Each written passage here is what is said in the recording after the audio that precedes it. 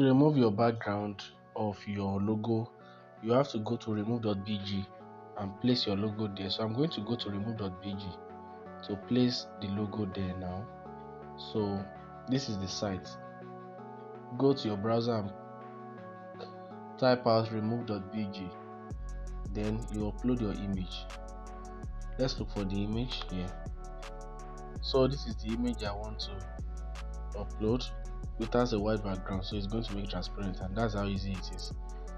That is the logo. It has made it transparent. So on this logo I can use it to create flyers without having a white background showing or any background that I have on it showing. So it is now transparent and I can use it. So what you just need to do is to click on download.